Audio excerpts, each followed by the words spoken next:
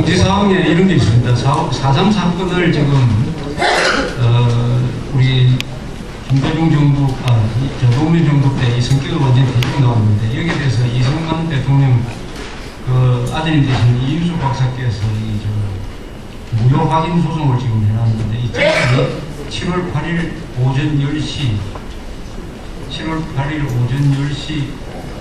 서울행정법원 102호 법정에서 열린다. 7월 8일 오전 10시 행정법원 102호 법정 참고입니다. 자, 그러면 상황 분석은 이거고 앞으로 어떻게 할 거냐. 이게 이제 문제인데, 분석만 하고 뭐 아무도 안 하면은 그건 뭐 시식 노름이고, 우리나라 사람들이 보기에는 아주 능하죠. 분석은 능합니다. 세미나를 그렇게 많이 해요. 요새 월드컵 할 때 택시를 타고 가보면 택시 운전사가 전부 다 축구평론가 같아가지고 또 어떻게 그렇게 단호하게 이야기를 하는지 자기 확신에 있어가지고. 근데 그 축구선수가, 그 택시기사가 축구선수는 아니죠.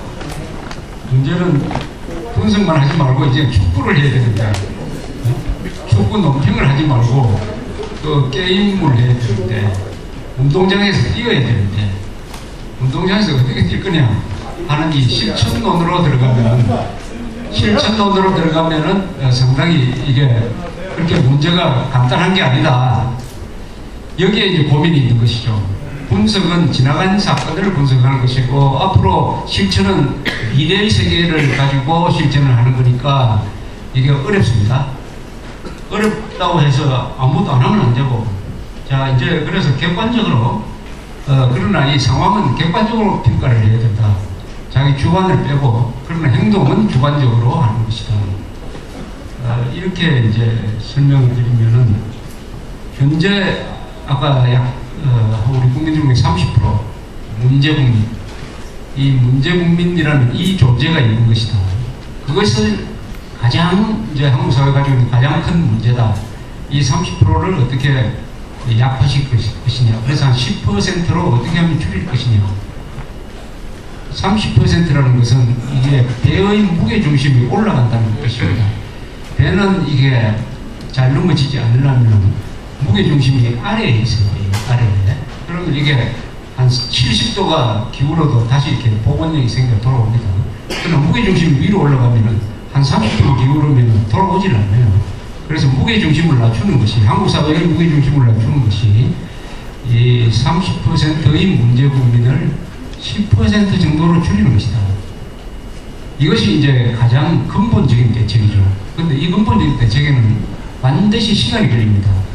오늘날 1000만 명을 만들어내는데 이 북한과 남한의 진북 좌익 세력들이 한 30년 정도를 투자를 했어요.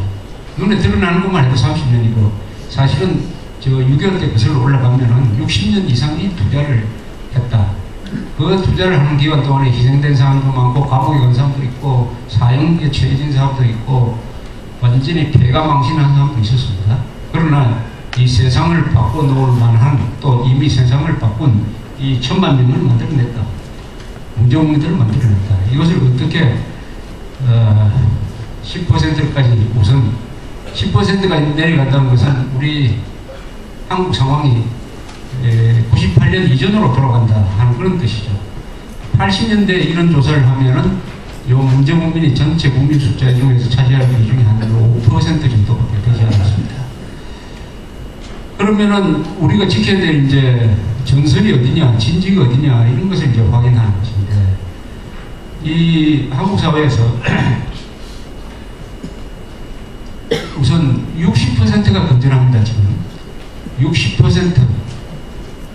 60%의 건전한 국민들이 있다.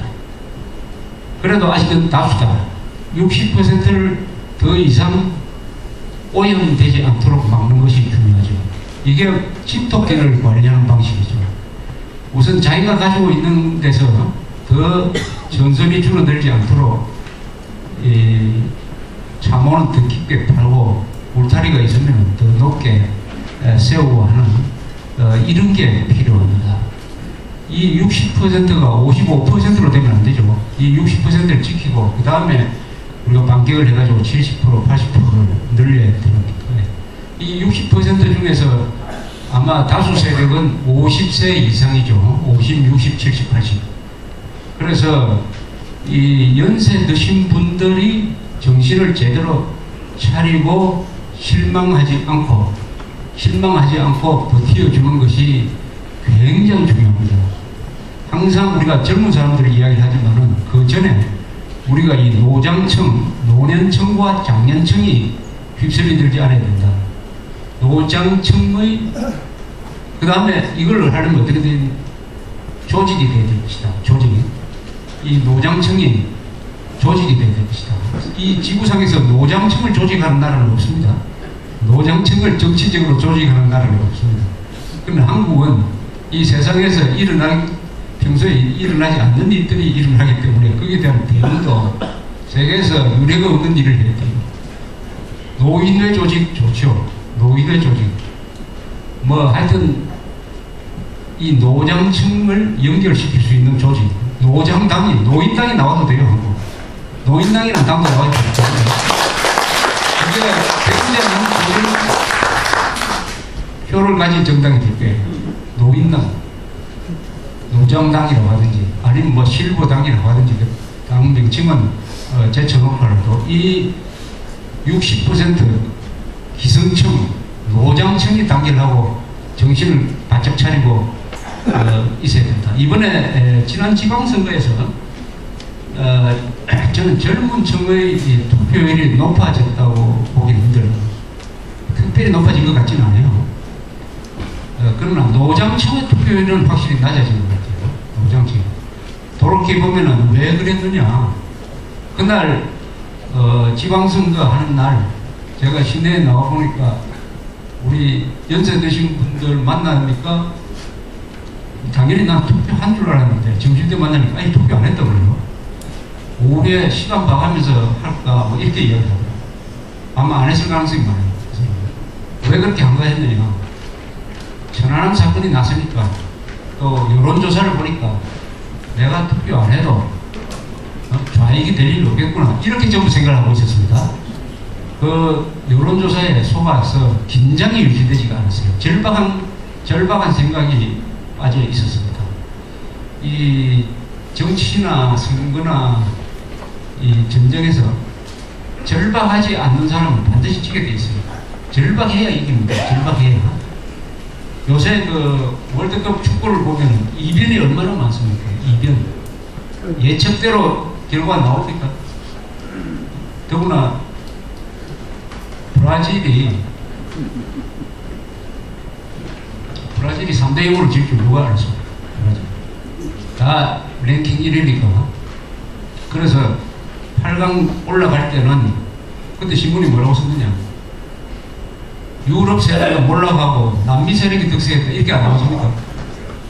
그리고 8강 끝나고 나니까 남미는 한 팀만 딱 우루과이, 그것도 가장 약체라고 하는 우루과이 한 팀만 딱 나왔다. 이게 보여주는 게 뭐냐? 전쟁이든 스포츠든 이 승부의 세계에서는 오만하면 반드시 진다. 오만하면 반드시 진다. 낙관하면 반드시 진다. 그리고 예측이 참 어렵다. 운도 따른다. 뭐 하는 이런 걸 보여주기 때문에 항상 긴장하고 있어야 됩니다. 이 보수층이 여기 계시는 분들이 무슨 긴장하고 있으면 됩니다. 그것을 어떻게 긴장을 유지해 줄 수 있느냐 하는 것은 뭐 이런 집회도 긴장을 유지하는 방법이고 그 조직이 되고 서로 사발 통문을 해가지고 연락도 하고 자주 만나고 하니 또 영화도 보고 하는 이런 활동을 통해서 그 긴장이 유지될 것이다. 하여튼 결항했었다. 이번 지방선거가 대한민국 정통 세력한테 준 가장 큰 선물은 다시 긴장을 선물했던 것이죠. 긴장, 절박한 데 서 있다, 벼랑에 서 있다. 그래서 그것이 가장 중요한 것입니다. 그래서 이 60%의 진지를 제대로 구축을 해가지고 긴장을 유지하자. 이 말씀을 드립니다. 두 번째는